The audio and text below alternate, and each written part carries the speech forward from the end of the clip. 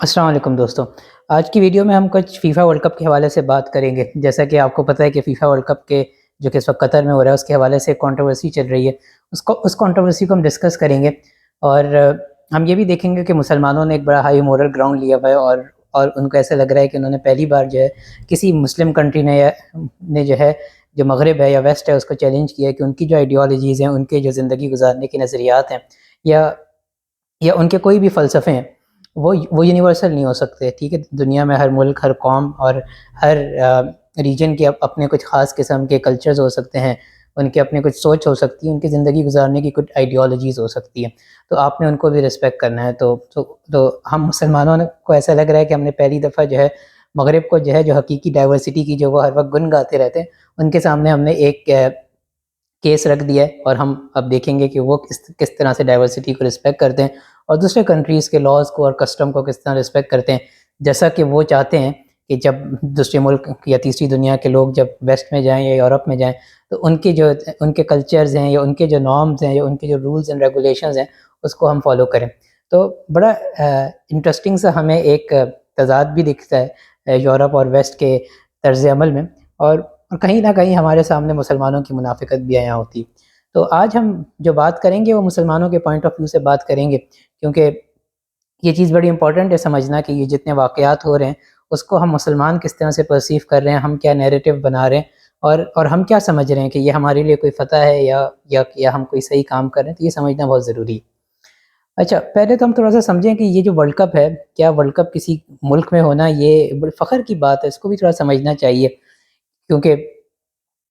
ہم نے دیکھا کہ قطر نے جو ہے $220 بلین کی انویسٹمنٹ کی ہے اور شاید جو فیفا کی فٹ بال ورلڈ کپ کی جو ہسٹری ہے اس میں شاید یہ سب سے زیادہ ہونے والی انویسٹمنٹ ہے. تو ہم اس کو بھی سمجھتے ہیں کہ بھئی یہ جو فیفا ورلڈ کپ ہے یہ کس طرح سے آپریٹ کرتا ہے اور اس کے کیا فوائد ہیں، اور کیا اس کے فوائد جو ہے وہ ایک خاص طبقے سرمایہ دار کے لیے ہی ہیں یا اس کا فائدہ جو ہے وہ عوام الناس کو بھی ہوتا ہے. تو یہ میرے خیال سے یہ بات سمجھنا بڑی آسان ہے، کیونکہ ہم نے ماضی میں دیکھا کہ فیفا جن اسکینڈل سے گزرا اور جن فائنینشیل فراڈز اور جو بھی وہ ان کے معاملات تھے وہ ہم نے دیکھا، میڈیا پہ آئے، لوگوں کو سزائیں بھی ہوئیں، لوگ جیل بھی گئے، اور آج وہ سب چیزیں جو ہے بڑی واضح ہے اور اس پہ بڑی ڈاکومنٹریز بن رہی ہیں، بڑے ایویڈنسز موجود ہیں. تو آج سے پہلے 10-20 سال پہلے اگر کوئی یہ بات کہتا تھا، لوگ کہتے کہ بھئی یہ تو کوئی آپ کوئی کنٹروورسی کی بات کر رہے ہیں، ایسا نہیں ہوتا. لیکن آج یہ چیزیں جو ہے بالکل حق اور سچ کی طرح جو ہے ہمارے سامنے آیا ہو گئی ہیں اور بڑی بلیک اینڈ وائٹ ہیں. اچھا، اور یہاں ہم تھوڑا سا کچھ جو ہے ہسٹری میں کچھ انسیڈنٹس ہیں ان کو بھی ہم دیکھتے ہیں کہ وہ کس طرح کے انسیڈنٹس تھے. جیسے کہ ہم نے برازیل کے اندر ورلڈ کپ ہوا تو ہم نے دیکھا کہ جو روڈز جو ہے فٹ بال اسٹیڈیم کی طرف جا رہے تھے تو وہاں پہ کچھ آبادیاں تھیں، کچھ کچی آبادیاں جس کو آپ کہہ لیں. تو انہوں نے بڑی بڑی جو ہے وہاں پہ جو ہے دیواریں کھڑی کر دیں تاکہ جو لوگ گزریں ان کو غربت نہ دکھے. تو جب برازیل کے اندر اتنا بڑا ایونٹ ہو رہا ہے اور اس کی اتنی اس سے ریلیٹڈ اتنی اکانومیز ہوتی ہیں، اتنا ٹریڈ جو ہے اس کی وجہ سے قائم ہوتا ہے اور وہ پوری ایکٹیویٹی اسٹیبلش ہوتی ہے، تو ہونا تو یہ چاہیے تھا کہ جو غریب آبادیاں تھیں یہ کم سے کم مڈل کلاس میں کنورٹ ہو جاتی. ٹھیک ہے، تاکہ آپ کو بڑی بڑی دیواریں لگا کے اس غربت کو چھپانا نہیں پڑتا. لیکن ایسا نہیں ہوا. وہ ایک اتنا بڑا جو ہے ایونٹ ہو رہا ہے، ٹھیک ہے، جو کہ ایک گلوبل ایونٹ ہے، آپ کے ملک کے اندر ہو رہا ہے، لیکن اس سے جو ریوارڈز ہیں، جو ویلتھ جنریٹ ہو رہی ہے وہ غریبوں کے اندر نہیں جا رہی، اور اس کے مقابلے میں جو ان کا کنٹریبیوشن تھا ایز اے لیبر یا ایز اے مینجمنٹ، وہ سب سے زیادہ اس قوم کا کنٹریبیوشن تھا. لیکن اس کے باوجود جو ہے ان کو اس سے جو ویلتھ جنریٹ ہوتی ہے، اس سے جو ریسورسز جنریٹ ہوتے ہیں یا انکم ریوارڈز ہیں وہ ان کو نہیں ملتے. وہ چند کمپنیز ہیں. سب سے پہلے جو کوکو کولا تھی جس نے فیفا کو اسپانسر کیا، آج تک وہ اسپانسر ہے. فیفا کے جو ایڈورٹیزمنٹ کے براڈ کاسٹنگ کے جو ایوارڈس تھے وہ سب سے پہلے جو ہے ایڈیڈاس کو ملے. وہ آج تک ایڈیڈاس کے پاس ہیں، ٹھیک ہے، ان کے پاس منوپلی ہے اور وہ لوگوں کو آگے جو ہے وہ جو رائٹس ہیں وہ آگے لوگوں کو دیتے ہیں. تو یہ جو طرز ہے، جو ایک کیپٹلسٹ اکنامک سسٹم کا جو طریقہ کار ہوتا ہے، یہ ورلڈ کپ اسی طرح کام کرتا ہے. ٹھیک ہے، تو اس سے اور اسی طرح قطر کے اندر بھی اس سے جو ریوارڈز آئے وہ ریوارڈز کس کو گئے؟ وہ جو وہاں پہ جو رجیم ہے اس وقت جو بادشاہت ہے اس نے سب سے زیادہ اس کے ریوارڈ حاصل کیے، یا اس کے اندر جو بھی اسپانسرز ہوں گے، جو کارپوریٹس ہوں گے وہ سب سے زیادہ ریوارڈ لے کے جائیں گے. جو قطر کی اپنی عوام ہے اس کو کیا ملا؟ اس کو کچھ بوندیں ملی، ٹھیک ہے، ان کو ایک اچھا انفراسٹرکچر مل گیا، ایک روڈ مل گیا، ان کو جو ہے اس طرح کی باتیں سکھائی گئیں کہ آپ کا جو ملک ہے وہ دنیا کے اندر جو ہے اس کا نام ہوگا اور آپ کی ایک ویزیبلٹی دنیا کے سامنے آ جائے گی، لوگ آج کے بعد سے قطریوں کو جاننا شروع کر دیں گے۔ تو اس طرح کی جو ہے کچھ لالی پاپس آپ سمجھ لیں ان کو دے دی گئی۔ اس کے علاوہ ان کی جو فائنینشیل ویل بینگ ہے یا جو ویلتھ جنریٹ ہو رہی ہے اس پورے ایونٹ کی وجہ سے، اس میں تو ان کو صرف چند بوندیں ہی ملی ہیں۔ تو یہ اس طرح کے ایونٹس کی حقیقت ہوتی ہے۔ تو یہ ایونٹس بنیادی طور پہ اگر آپ فائنینشیل پوائنٹ آف ویو سے بات کریں تو اس میں جو عوام ہوتی ہے یا جو لوگ فینز ہوتے ہیں جو اس میچ کو دیکھنے آتے ہیں، تو ان کے سے جو وہ ریونیو اکٹھا کرتے ہیں وہ اتنا ایک گلوبل اسٹیج پہ ایک ریونیو اکٹھا کرتے ہیں، وہ چند کمپنیاں جو ہیں اپنے اندر اس ریونیو کو جو ہے سمو لیتی ہیں یا اس پہ جو ہے اپنا حق جتاتی ہیں۔ اور اس پورے ایونٹ سے، یہ فٹ بال کا ایونٹ ہے، اس سے کون سی اکنامک ایکٹیویٹی جنریٹ ہوتی ہے؟ کوئی بھی اکنامک ایکٹیویٹی جنریٹ نہیں ہوتی ہے، ٹھیک ہے۔ یہ صرف اور صرف ایک کھیل تماشا ہے، اور کھیل تماشے کے پیچھے دنیا کی اتنی ریسورسز، اتنی دولت، 220 بلین ڈالر آپ نے ایک کھیل تماشے کے پیچھے لگا دیے، ٹھیک ہے۔ اس کے علاوہ تو کوئی اور اس کے اندر حقیقت نہیں ہے نا۔ آج جہاں دنیا پہ بھوک ہے، افلاس ہے، بے روزگاری ہے، بیماریاں ہیں، ٹھیک ہے، ایک پینڈیمک سے ہم نکلیں اور دنیا کی اکانومی سفر کر رہی ہے، وہاں پہ آپ 220 بلین ڈالر جو ہے کھیل تماشے پہ خرچ کر دو، تو یہ نہ تو اسلام کا طریقہ اس طرح سے، اور نہ ہی انسانیت جو ہے، کوئی ایک لاجیکل آدمی جو صرف انسانیت کی بنیاد پہ سوچے وہ بھی کہے گا کہ یار اس سے بڑا پاگل پن کیا ہوگا۔ تو یہ اس فیفا ورلڈ کپ کی حقیقت ہے۔ تو اگر اس سے کوئی اسلامی اقدار جوڑ رہا ہے تو یہ ایونٹ اپنے اندر غیر اسلامی ہے۔ اب اس سے اسلامی اقدار جوڑنا یہ اپنے اندر جو ہے بہت ہی بیوقوفانہ سا طرز ہے۔ اچھا، اب ہم ان اسپیسیفک ایونٹس کی بات کرتے ہیں جس سے بڑا شور ہے۔ سب سے پہلے جیسے کہ شراب کے، انہوں نے جو شراب پہ جو بین لگایا اس پہ جو ہے مسلمانوں نے بڑا جو ہے خوش ہوئے، لیکن ان مسلمانوں کو یہ سوال بھی کرنا چاہیے کہ جو بین ہے وہ اسپیسیفک اسٹیڈیم کے خاص حصے پر ہے جہاں عوام الناس ہوتی ہے، لیکن جو اس کا لگژری اسٹینڈ ہے جہاں پہ سرمایہ دار ہے، ڈپلومیٹس ہے، ٹھیک ہے، جہاں پہ پیسے والے لوگ بیٹھے ہیں، وہاں اس کا کوئی بین نہیں ہے، وہاں وہ کھلے عام شراب بک بھی رہی ہے اور وہ پی بھی رہے ہیں، ٹھیک ہے۔ اور اسی طرح قطر کے اندر جو ہوٹلز ہیں اور بارز ہیں وہاں بھی شراب کھلے عام بک رہی ہے اور پبلک میں لوگ پی بھی رہے ہیں، ٹھیک ہے۔ اس کے علاوہ انہوں نے کیا کہتے ہیں اس طرح کے اسپیسیفک بارز بنائے جہاں پہ وہ یہ بیئرز ہیں ان کو سیل کریں گے، وہ بھی اپنی جگہ موجود ہے۔ تو صرف اسٹیڈیم کے اندر جہاں پہ دنیا کو ایک ٹی وی چینل کے تھرو ایک جگہ دکھتی ہے، صرف اس جگہ پہ شراب کو بین کر دینا یہ منافقانہ طرز ہے، ٹھیک ہے۔ اور جو باقی جگہیں جو میڈیا پہ اتنی زیادہ ویزیبل نہیں ہے، جس کی ویزیبلٹی نہیں ہے، وہاں پہ شراب کھلے عام بک رہی ہے۔ تو بنیادی طور پہ یہ صرف ایک پولیٹیکل اسٹنٹ ہے قطر کا، کیونکہ وہ پبلک امیج اپنی بہتر کرنا چاہتا ہے۔ آپ اگر آپ قطر کی پولیٹکس کو دیکھیں تو وہ ہمیشہ سے جو ہے امریکہ کا جو ہے وہ وفادار رہا ہے۔ نیٹو کے سب سے زیادہ جو ایئر بیسز ہیں وہ قطر کے اندر ہیں۔ امریکہ نے جو جنگ افغانستان کے اندر کی ہے اس نے آپریٹ قطر سے کی ہے، ٹھیک ہے۔ اس کے علاوہ عراق کی جو وار تھی وہ بھی افغانستان سے آپریٹ ہوئی، وہ بھی قطر سے آپریٹ ہوئی، جتنے ان کے ڈرونز کے آپریشنز تھے وہ قطر بیس تھے۔ تو وہ ہمیشہ سے امریکہ کے ساتھ رہیں، اور جو عرب عوام ہیں اور جو مسلم ہیں اس کے اندر ان کے اندر ایک خیال ہے، ایک سوچ ہے کہ یہ جو قطری ہے یہ غدار ہے مسلمانوں کے، اور انہوں نے مسلمانوں کو بڑا نقصان پہنچایا۔ تو اپنی صرف اس پولیٹیکل امیج کو بہتر کرنے کے لیے انہوں نے ایک پولیٹیکل اسٹنٹ کھیلا ہے کہ اسٹیڈیم جو کہ ویزیبل ہے مسلمانوں کو، وہاں انہوں نے کہا دیکھیے جی ہم نے شراب بند کر دی، اور باقی جگہوں پہ جو شراب ہے اس کے بارے میں کوئی بھی انہوں نے اس پہ ایکشن نہیں لیا، وہ اسی طرح بک رہی ہے۔ اچھا، پھر اس کے ساتھ ساتھ آئیسز ہے، یہ داعش تھے، اور اس کے بعد یہ القاعدہ، طالبان، ان سب نے جو ہے وہاں سے بیٹھ کے آپریٹ کیا، اور جتنا مسلمانوں کا انہوں نے خون خرابہ کیا کسی اور نے نہیں کیا۔ تو یہ سب سے بڑا جو ہے CIA کے ایسٹس ہیں وہ سارے جو ہے وہیں سے آپریٹ ہوئے، ان سب کے دفاتر جو پولیٹیکل آفس تھے وہاں پہ تھے۔ طالبان نے جب نیگوسیشن کی تو انہوں نے قطر کے اندر نیگوسیشن کی، کیونکہ وہ قطر کے اوپر بھروسہ کرتے تھے، کیونکہ یہ وہ لوگ تھے جو امریکہ کے ایسٹس ہیں ان کو سیف گارڈ کرتے ہیں، اور طالبان سے بڑا کوئی بھی امریکہ کا ایسٹ نہیں ہے۔ تو یہ ایک بنیادی پولیٹیکل سینیریو ہمیں سمجھنا پڑے گا کہ انہوں نے یہ پولیٹیکل اسٹنٹ کیا ہی کیوں، ٹھیک ہے۔ تو بنیادی طور پہ یہ بات ہمیں پتہ ہونی چاہیے۔ پھر اس کے ساتھ ساتھ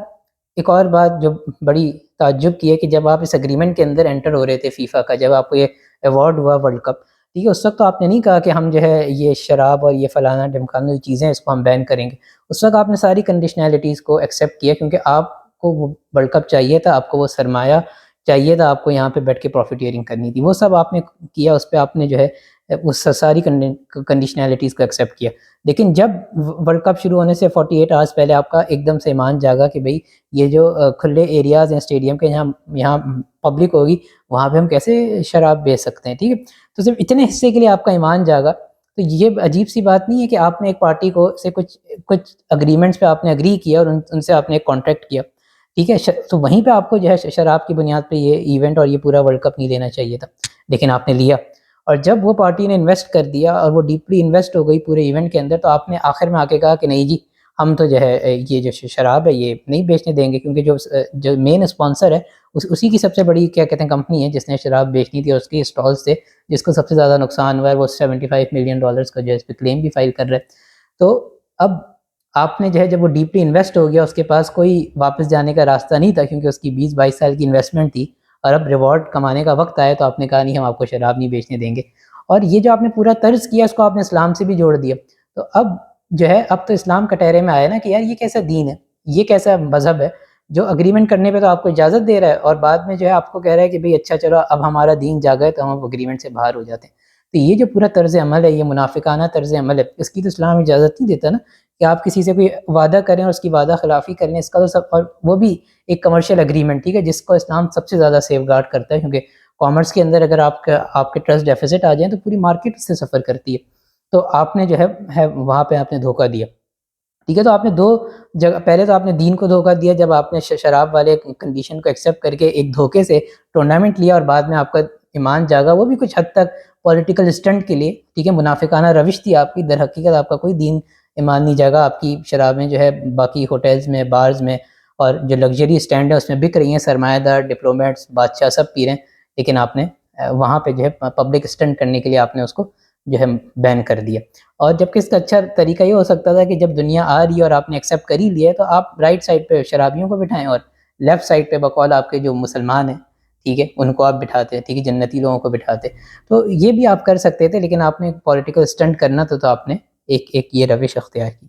اچھا، پھر اس کے بعد ایک LGBT کا ایک آواز اٹھی، آپ نے اس کو بین کیا، ٹھیک ہے، اور اس کو بھی آپ نے پہلے ایکسیپٹ کیا، ٹھیک ہے، پہلے آپ نے ان سب چیزوں کو، ان مغرب کی چیزوں کو ایکسیپٹ کیا۔ تو آپ سے تو سوال پہلا یہ بنتا ہے نا کہ آپ نے ایکسیپٹ کیوں کیا، اور بعد میں پولیٹیکل اسٹنٹ کے لیے آپ نے اس کو جو ہے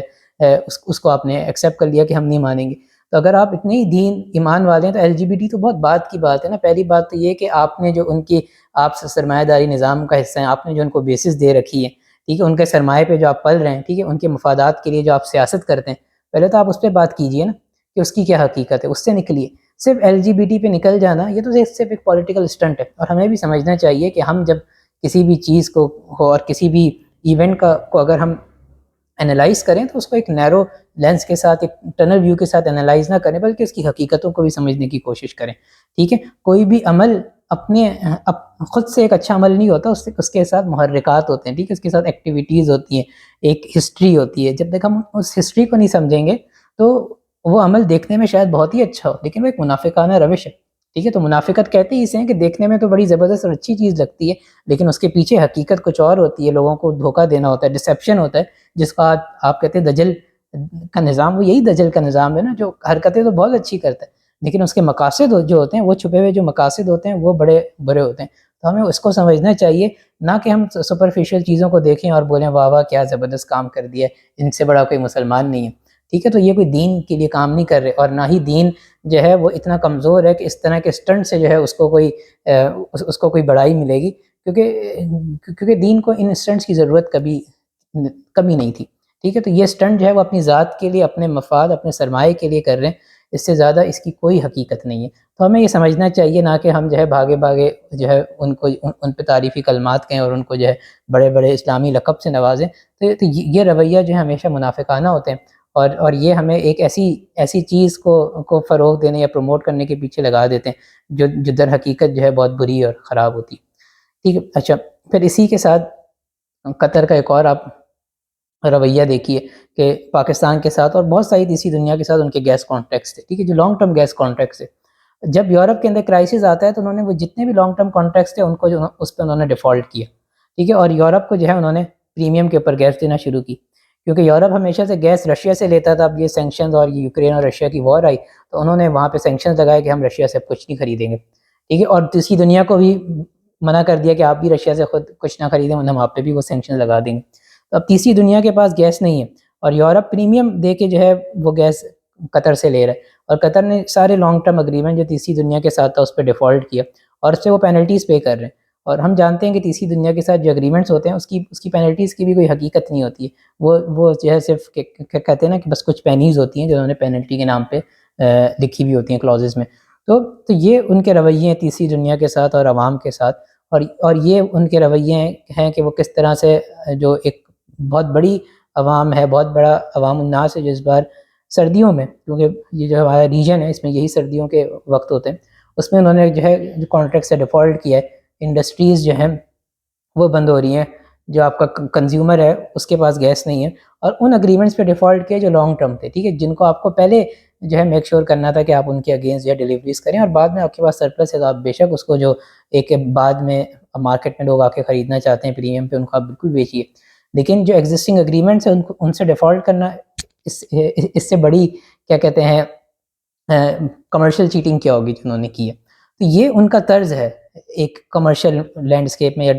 جو کیا کہتے ہیں دنیا یا گلوبل ڈپلومیسی میں ان کا یہ طرز عمل ہے. اور وہ جو ہے چند شرابوں کو جو ہے بین کر کے سمجھ رہے ہیں کہ انہوں نے دین کی خدمت کی. اور پھر اس کے علاوہ انہوں نے کیا کیا، ڈائیورسٹی پہ جو ہے آیتیں چلا دی. بھائی سب سے بڑا فرق تو انہوں نے عربوں اور اجموں کا رکھا ہے، ٹھیک ہے، جو اجمی ہیں، انڈیا، پاکستانی، بنگالی جو وہاں پہ جاتے ہیں، ان مزدوروں کے ساتھ جو وہ سلوک کرتے ہیں وہ جانوروں جیسا سلوک کرتے ہیں. تو اس ڈائیورسٹی پہ وہ پہلے خود کیوں نہیں عمل کرتے؟ وہ خود کیوں یہ منافقانہ روش رکھتے ہیں کہ وہ عربوں کو الگ اسٹیٹس دیتے ہیں اور اجموں کو الگ دیتے ہیں، ٹھیک ہے. اور قطر واحد ایک ایسا کنٹری ہے جہاں پہ لیبر ویزا لے کے جاتا ہے اور پھر امپلائر اس کا پاسپورٹ رکھتا ہے، جب تک اس کی پرمیشن نہ ہو وہ واپس اپنے ملک نہیں جا سکتا. تو جو لیبر ہے اس کے لیے تو وہ ایک جیل ہے، ٹھیک ہے، جس میں اس نے جانا ہے، اور جب تک جو ہے آقا کی مرضی نہیں ہوگی وہ اس وقت تک وہاں سے آ نہیں سکتا. تو یہ بالکل وہی ہے جیسے کہ غلاموں کے ساتھ ہوا کرتا تھا ماضی میں. تو وہی غلامانہ ان کا سلوک ہے مزدوروں کے ساتھ، ٹھیک ہے. اور پھر وہ بات کرتے ہیں کہ وہ حضور کی جو ہے سینگز لگا دیں چیریٹی کی. بھئی آپ چیریٹی کی بات کیسے کر رہے ہو جب آپ نے اس مزدور کو اس حق نہیں دیا جس نے محنت کی اور یہ پورا ایونٹ آپ کا پورا اسٹیڈیم کھڑا کیا، ٹھیک ہے. تو آپ نے ان کی جو رزق حلال ہے وہ تو آپ نے نہیں دیا، لیکن آپ دنیا کو یہ بتا رہے ہو کہ ہمارے نبی نے کہا ہے کہ چیریٹی کرو، سب سے اچھی بات. تو یہ منافقانہ روش اور یہ ساری باتیں اس کی یہ تو کیا کہتے ہیں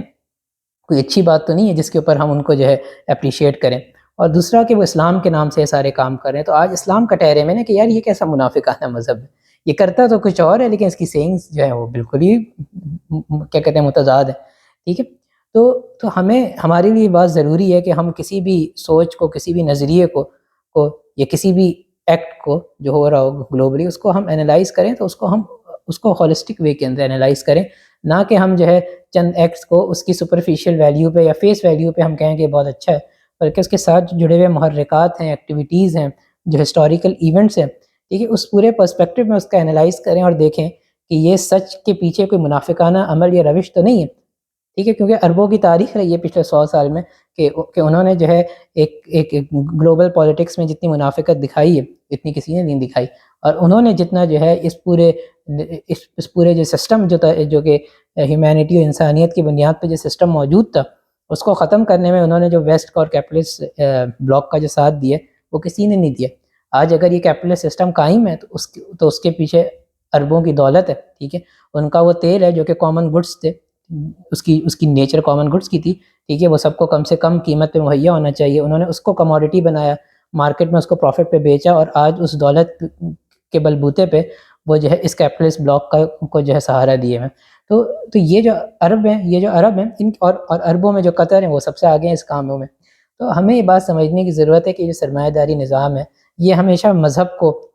استعمال کرتا ہے اپنی شناخت قائم کرنے کے لیے، اپنی منافقت اور اپنا لوٹ کھسوٹ کا نظام قائم کرنے کے لیے. اور قطر یہی کر رہا ہے، وہ اس سے ہٹ کے کوئی چیز نہیں کر رہا. لیکن ہم معصوم مسلمان ہیں، ٹھیک ہے، ہم ایک آئیڈینٹی کرائسس کا شکار ہیں. تو ہمیں کوئی مسلمان کوئی بھڑکے مارتے ہوئے دکھتا ہے تو ہم بڑے خوش ہو جاتے ہیں. کبھی ہم طالبان کے پیچھے بھاگتے ہیں کہ اس نے امریکہ کو شکست دے دی، سوویت یونین کو شکست دے دی. کبھی ہم قطر کے پیچھے بھاگتے، کبھی ہم صدام کے پیچھے بھاگے، ٹھیک ہے. تو یہ ہمارے طرز رہے ہیں، یہ سب سرمایہ دار کے ساتھ ہی ہیں، ٹھیک ہے. اور جب جو ہے سرمایہ دار نے ان سے کام نکلوایا اور جب کام ختم ہوا ان کو جو ہے راستہ سے ہٹا دیا. تو ہمیں اپنی روش اور اپنی یہ جو رائے قائم کرنے کا انداز ہے اس کو بدلنے کی ضرورت ہے. اور کریٹیکل تھنکنگ کے ساتھ ہسٹری کو سمجھتے ہوئے، پولیٹیکل ایونٹ کو سمجھتے ہوئے ہمیں اپنی رائے قائم کرنی چاہیے، نہ کہ کسی کو جو ہے امیر المومنین کی سرٹیفکیٹ بیچنے چاہیے، جو کہ ہمارا کافی ٹائم سے ایک طرز رہا ہے. تو اس ویڈیو کو ہم یہیں تک رکھتے ہیں. آپ اپنی رائے دیجئے کہ آپ کیا سوچتے ہیں، یہ جو اسٹنٹ قطر نے کیے پولیٹیکل اسٹنٹ، اس کے بارے میں آپ کی کیا رائے ہے، اور کیا آپ کو ابھی تک یہ ایک اسلام کی خدمت رکھتے ہیں، یا آپ کا نظریہ جو ہے ان واقعات سے جو ہم نے بیان کیے اس سے کچھ بدلا ہے؟ تو آپ اپنا فیڈ بیک دیجئے. بہت شکریہ.